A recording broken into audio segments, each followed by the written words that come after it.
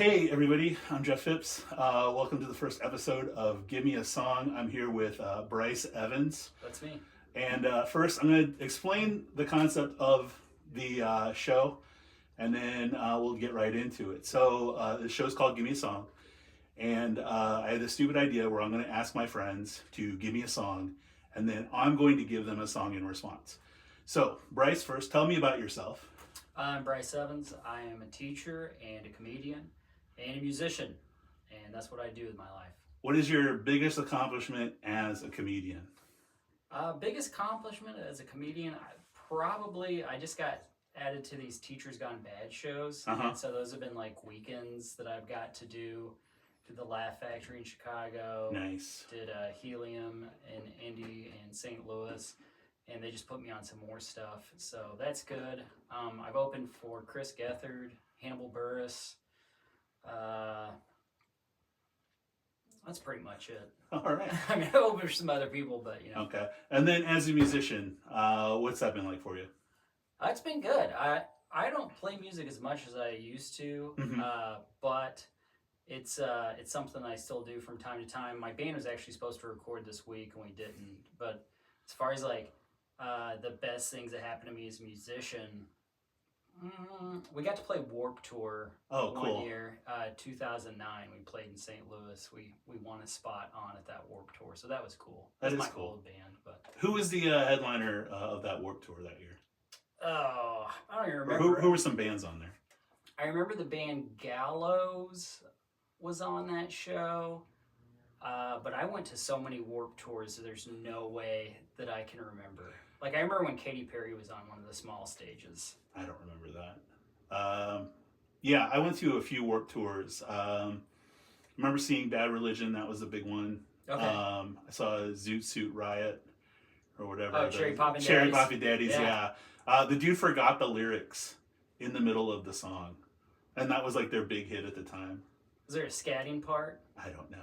Yeah, but he forgot the lyrics to it, and he's just kind of like, and he said that while he was on stage singing the song.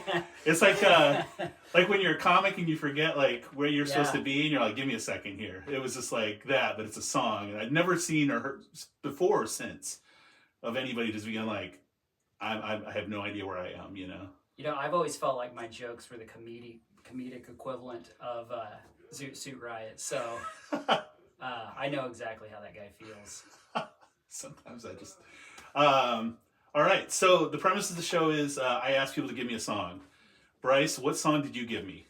I gave you They Say by the Copywrites. All right. So before I ask you why you gave this to me, I do want to make it clear, like, I want people to give me songs that are important to them. All right. So when I called Brice and I said, give me a song, I explained, you guys, it's a homework podcast. I'm sorry. Some people aren't going to be down for that, but some people will be. And Brice is one of them, thankfully. Why did you choose They Say? They Say is a song by the Copywrites, and they are a Carbondale band. Their band is from this area, so very close to where I live right now, where we're filming this podcast. It's about like 15-20 minutes away, and it's a song that's just about like being here and doing whatever you want to artistically, and doing it however you want. So I did listen to it, obviously, right? Yeah. It's a homework podcast. It's a 1 minute and 51 seconds, which is the perfect length for a punk song. Yes. Which is great. It's simple lyrics. I love the beginning of it. It kind of reminds you of Bad Reputation, and then quickly veers off from it. Okay, I could hear that, Yeah, and it's great. I loved it. So have you met the band? Let me start there. Oh, yeah, I'm friends with those guys. Okay. Those are all my homeboys. Okay. Great dudes. The lead singer, we used to work together at a vintage guitar shop. Okay. He's recorded my band before. We never finished those recordings. Sorry, Adam. We never came back to finish those.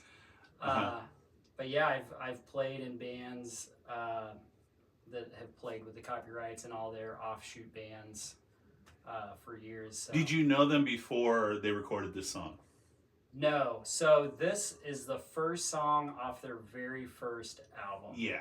So I was still in Harrisburg back then, which is about 40 miles from Carbondale, and the internet is... Okay, let's back up a second. All right, let's tell everybody where we're at right now in relation to the United States. So we're in Southern Illinois. Okay. Southern Illinois. And so I'm in Harrisburg, Illinois. The internet is not what it is now back then. So they probably released that album in 2001 or 2. And I knew that there were some bands in Carbondale, but I didn't really know where to find them. I didn't have like an older brother that could tell me what's going on or whatever. So the closest I got to knowing about the Copywrites was years later, whenever I was in college and I was going to SIU, and I caught a couple Copyright shows at Boobies. And my band had played with this other band called the Hangarounds. My first band had played with this band called the Hangarounds, and their lead singer ended up being the guitar player for the Copyrights for a while. So I knew. Okay. I was like, I know that guy. I know Nick. All right. And then he quit that band, and he's been in a ton of bands since then. He was in my band Bad Taste for a long time. Oh wow. So when you first heard this song, did you hear the song before you come down here? I mean, did you know, like, oh, there's a band from, like, kind of where I'm from? Like, how did you discover this song in particular? You know, it's kind of funny because I've been a fan of the Copyrights, and it's one of those things where it's like, I think I would have appreciated them more if I wasn't like, hey, this is my friend's band, and they're really good, and I can see them almost anytime I want to, because they played seemingly like every weekend back then. But I would just go to the shows, and I never listened to the albums. And maybe 4 or 5 years ago, I was like, you know, I need to start at the beginning and listen to all of my friends' songs. And that was the first one. And I think I probably played it like 5 or 6 times because I was like, oh, this is awesome. Yeah. This is the coolest way to start an album, by saying, hey, no one's going to listen to this. So this is well, let's talk about the lyrics. So the lyrics are real simple. It's like they say, here's what you can't do. Yeah. And they're just the song is a response. Like, no, we can, and we're going to. And what a great way of, like, we're in the middle of nowhere. Because if you're not familiar with Southern Illinois, first off, we're not near St. Louis right now. No, we're like an hour and a half, actually. I'm from St. Louis. I live near St. Louis, and I drove down an hour and a half to record this podcast. So we are in the middle of nowhere besides SIUC, Southern Illinois University at Carbondale. And even then, we're 30 minutes away from there, roughly. Yeah. So we are in the middle of nowhere. We're in just like, people, would think naturally like cornfields and stuff like that. Yeah. So this song is just like, we know we're here, and we're gonna make this song anyway. We're gonna do music, which is, what a great start for a punk band, Yeah. Oh yeah. I mean, there's so little here, and then you find out that Carbondale has like one of the most thriving punk scenes in the entire world. They've got the longest running punk house ever since 1986. Lost Cross House has been pumping out punk bands, and it's just such a crazy thing. Yeah. That's awesome. And so the Copyrights. They don't have a video for this song. I did try to find one. You can find people covering it on guitar, I think. Yeah, I did find that. I found that there was a Genius, so that was nice. And then they do have a Wikipedia page. So that'll lead me to where we're at. So the first thing I did was listen to the song, and I was like, all right. And I was like, okay, I've got to give you. So the whole second part of this is I respond with a song, right? And so I listened to the punk song, and I'm like, I like punk music, but I don't want to give you like a Rancid song that I know. I don't listen to it 24/7, and I wasn't going to give you like Blitzkrieg Bop or something, and just not do that. But then I looked them up, and I'm like, oh, they're from Carbondale. Knowing that you live down in this area, I decided to respond with something from my area that and so what I chose was Country Grammar by Nelly, which is, makes perfect sense with a pop song and in a hip hop song. But that's not why I did that. I did that because this is from, my hometown area, and this is from your hometown area. All right. So, what do you think of Country Grammar? It's a great song. It's so good. It's always been awesome. It's fun. That's what I think about it. I was listening to it on the way down, And I'm just like, man, this is such a fun song. I remember when I first heard it, and I was just like, this guy's from St. Louis, and this isn't a terrible rap song. As a matter of fact, it's great. One of the catchiest choruses you'll ever hear in a song ever. Yeah. You know, it's a song that you've already heard. Like that's like something that people would say on the playground. Yeah. Only he's manipulated it. Right. Yeah. So. That's true. I never really thought of it that way. You were familiar with Country Grammar. Oh yeah. Okay. No, I remember when it came out. I was in high school. So, was that 2000? That was probably 2001? It was right around the same time. Yeah, it's like 2001. So all like the same time. All right, yeah. So, coincidentally. The first time I heard about the song, I was in biology class. And we had a biology teacher that was probably the least cool guy ever. He was way into marbles. He was, I don't know, he was a strange guy. But someone like said one of the lyrics, and he was like, "I like that song." We were like, "What?" So yeah, I'd never heard it, and they were talking about, pass it to me now. Yeah. And he's like, "I like that," and I heard it, and I was like, "This song's awesome." This song is great. So to give you my background on it, I grew up listening to hip hop mostly. Okay. For a very long time. I'd watch rap videos, and so it just like showed up on the screen one day, and I'm not that connected with like St. Louis hip hop or whatever at the time or whatever. Right. I'm more now, but at the time I wasn't, and so that's how it came out. And they're like, "Oh, Nelly's from St. Louis," and it was like, all right, that finally, we finally got somebody from St. Louis to represent St. Louis and be an above average rapper. Right. In addition, I think Country Grammar is great. Nelly, I could give or take for the most part. I don't know where you're at with Nelly.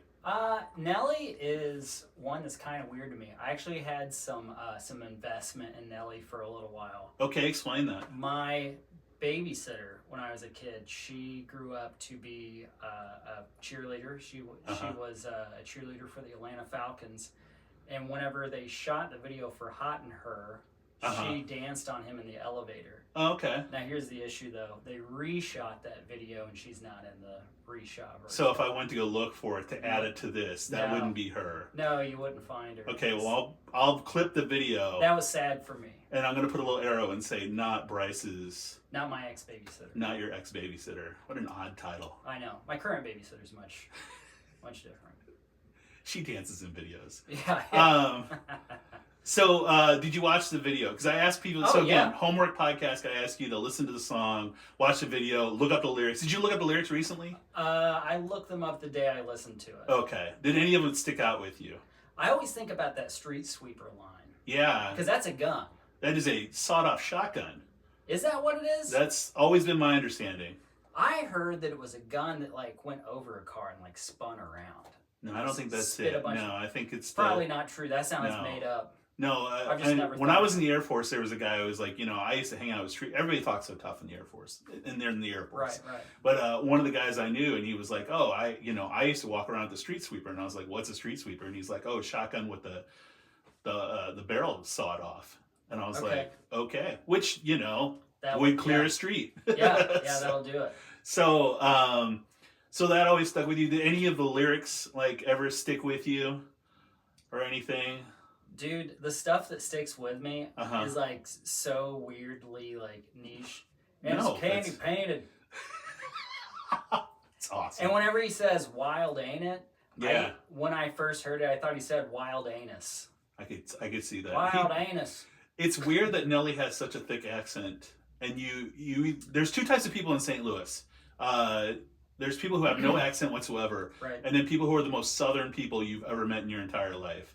And it's so weird that he comes from that particular group, and so here and over there and everybody, and it's just like, most people I know don't talk like that. But then again, I do know, like I taught in St. Louis to get a little bit about my background, and I would have kids that would pronounce everything that way, and so students, I guess I should say, not kids. But, one lyric that stayed up to me, especially right now, is he says that he wants to get with lesbian twins.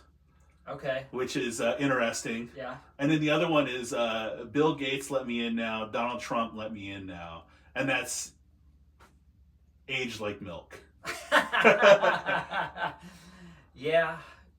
I mean, I guess Bill Gates has kind of sullied his name a little bit, but not too bad. Nothing like our 40 Former president. Yeah. Our buddy Trump. The video struck out to me. The picture, it's on his album cover. Yeah. The picture of him under the arch is just like iconic.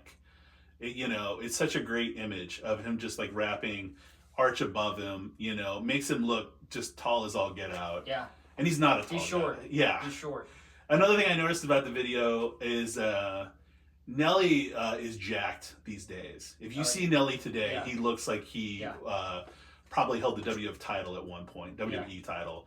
And if you look at him in this video, he's not much bigger than either one of us. Don't compare to me. Come on. I'm jacked. Yes, clearly. So, those are a couple of things that stand out. When you rewatched the video, what stood out to you? I just I'm like way into filming locations. Yeah. So like anytime I'm out in LA, like I go visit out there every once in a while, we go to filming locations. So I was like, where is this? I mean, I'm guessing obviously it's in East St. Louis. I thought it was U City. I mean, he's from U City. I'm pretty sure it was like a street in U City, but... Oh, maybe. I don't know. But yeah, that scene is just... And that's another thing that like sticks with you. He has the cars. He's got the girls in front dancing with him. So many people. And then so many people. Sea of people. Yeah, and then he's got the St. Lunatics in the video with him, who Murphy Lee and I don't know the other guy's name. They're comics now. I don't know if you knew that or not. Really? They have a Smokes and Jokes thing that they do in St. Louis now. Really? Yeah. So every once in a while, if you see ads for that, some of our friends in St. Louis, that's them. They're former members of St. Lunatics. Wow. And that's what they do. Another thing is that Nelly always tries to get something going. And so I don't know if you caught this, the scene where they're in the club and they're performing, he's wearing the St. Louis Rams shirt backwards. The Orlando Pace jersey, I think, is backwards. And it's like... That. And eventually, remember, later on, he goes to the Band-Aid. He doesn't have a Band-Aid on in this video? No, he does not. But, I guess that was the second video. But he's always trying to do something. It's like... that little quirk. He's gonna make it happen. I'm gonna get this over. And the first attempt was the reverse shirt. So Crisscross already did that. They did, but bandaged face. Yeah. I can't think of anyone who's doing that first. No, I mean why? Yeah, Invisible Man. He was probably the first to do it. Yeah. There you go. But you cut yourself shaving, you put the thing on like, oh, this is who I am now. I wear a Band-Aid on my face. Those are the things that stood out for me. The chorus is just great though. Like I'm going downtown, street sweeper, and all that. Yeah. And then the other thing about the lyrics is that he spends a whole verse ending everything with the N-word. And it's just kind of like, okay. And then I remember like around that time, Wu-Tang was just like, stop doing this. This particular style of rapping with just ending with the same word, but not rapping it. Oh, dude, do you remember that Juvenile song? Yeah. That was the first thing that came out of Juvenile that we all saw. Right. And it was like, I don't like that. This guy will never do anything, and I hate him.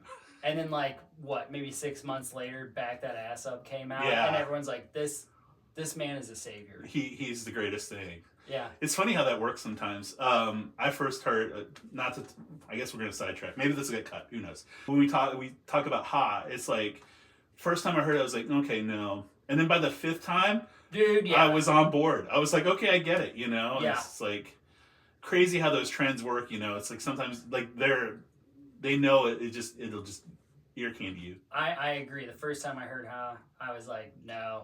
And then it kept playing on MTV.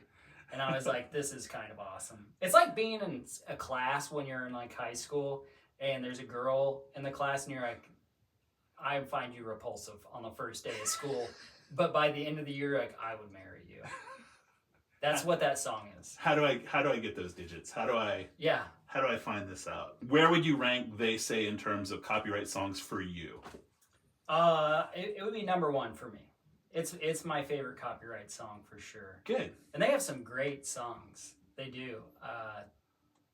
And so many of them are about living here or, having another job that's not their band or, whatever. Well, that's what the funny thing about this is, like, what most people don't understand. It's like you may never make it, right? We're just doing this podcast or whatever, and it's like you have to have like another job. You have to have like an occupation. You have like a real occupation. Yeah. Not every comic or every podcaster does, but maybe they'll work part-time somewhere or something else, or have a lot of in and out jobs. But for the most part, like a lot of us have real professions, and so it's like, I love it when someone tells me they're a full-time comic, because I'm like, okay, so what is your job though? Like, what's the job that you're like? Are you just like racking up bills? Because I see how many shows you're on. Yeah. You can't be that many. No. You can't be getting paid that much. No. So you're not. $1,000 per show if you're watching this and you're booking comedians. At least $1,000 for the feature. Headliner, I mean, God, you'll go into bankruptcy. If you were paying out that, yeah. But yeah, so people have professions until they make it big. That's why people say make it big, because a lot of times you don't make it big, It's like you perform on the weekends, like you and I, and we have real careers, So the thing that we're hoping to quit. Yes, right. Then when we make it big. Yeah. Like, where would you put Country Grammar in terms of Nelly songs? It's probably the best Nelly song. Air Force Ones. Where do you put Air Force Ones compared to Country I forgot Grammar? about Air Force Ones, so... Well, if you forgot about it, that answers it, doesn't it? Yeah. I remember when that song came out, though, because Air Force Ones were not a cool shoe for a very long time. Right. We had a Hibbett Sports in our town, and they had these Air Force Ones that were on the clearance section for $10 each. Yeah. And me and my friend used to be like, those are kind of cool. Maybe we should get a couple pairs of these since they're cheap. And then that song came out. Dude, they were like $300 for like certain colorways, and they were all the colors that were on the table. Yeah, of course. And then immediately they're off clearance. Yeah. Sorry. Well, they were no longer there. I think they've been there for like 3 or 4 years and just kept like going down by $10. Yeah. But yeah, I've completely forgot about Air Force Ones. Yeah. Well, there you go. Yeah. Is there anything that we missed about this song that you want to touch on? I don't know. I mean, it's like it's a good song to listen to if you know that your station in life is something that, like, if you have something that you want to do, but you're surrounded by nothing, how do you make something out of nothing? Which is maybe the most punk, ideology, is doing the best you can with what you have. Since I've started comedy, when I started, there was no scene in Southern Illinois. There was zero scene. Oh, you're right. There was not an open mic. Mm-hmm. There wasn't a place that was regularly having shows. There weren't people I could even talk to, really. So whenever my friend David and I, David Kirk, we got offered to do this show in Marion, we were like, we don't really want to.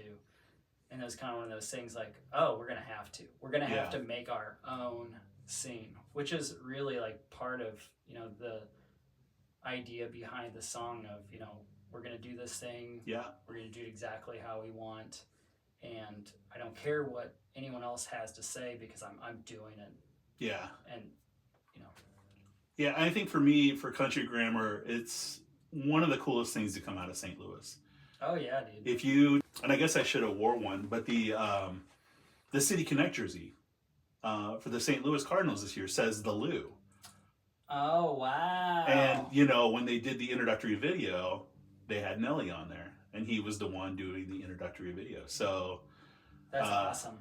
For it to stay, over almost 25 years now of people calling it the Lou. I know people did before, but, nobody outside of St. Louis knows anything, I mean, there's Nelly is become a staple of St. Louis, a major part of the scene and the music scene, and made a name for our city that, nobody in hip hop had really done prior to, Oh, I mean, I remember I was setting up a Warped Tour one time because my friends and I, we could go early and you could set up and they'd give you like a little wristband or whatever. Yeah. So this is like 2002 and this guy is like, Nelly, that's big for you guys, right? And we're like, we're not from St. Louis. He's like, well, you should be listening to him because he's putting St. Louis on the map. He's like, I never even thought of St. Louis until Nelly came out with that song, and I was like, okay, cool. And then we would usually sneak off and not get the bracelets and just sneak in. Yeah. Tour. I think that's the whole part. You're not supposed to buy a ticket to Warped Tour. Oh, no. The whole goal is to try and get into the Warped Tour without buying a ticket, you know. I went from 2001 until 2012 maybe, and I think I paid twice. There you go. That was it. I remember going a couple times. I'm pretty sure I bought tickets, to be honest with you. Yeah. But I always thought it was cool, the people that got in without paying. It was always great to get in without paying because I mean you don't really want to be there because most of the bands are awful. You're like, I'm gonna wait in the sun and get baked, like by the sun, not by drugs. You know, get sun poisoning so I can see Alkaline Trio play at 6 p.m. There you go. So I think, all right, did we cover everything that we needed to cover? I think so. All right. Well, thank you so much, Brice. Do you have anything to plug? You can follow my Instagram at Brice Evans Comedy. That's Brice with an I, or just at BRI7S because you know, I post on my normal one more than I do on my professional one. Okay. Professional one. Yeah.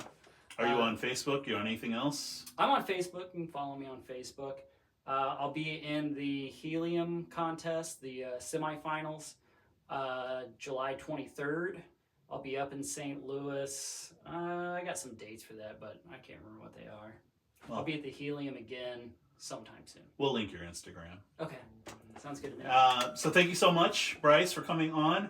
Thank you so much for watching. I don't know how many people are ever going to see this, but if you do, in fact, stumble across this at some point in your life, thank you so much for watching. You can follow us at Gimme A Song. Hopefully, I'll have links. I haven't set all this stuff up yet. So we'll go from there, and then we'll catch you next time. If you liked it, tell a friend. If you didn't, keep it to yourself. Thank you, and have a great day.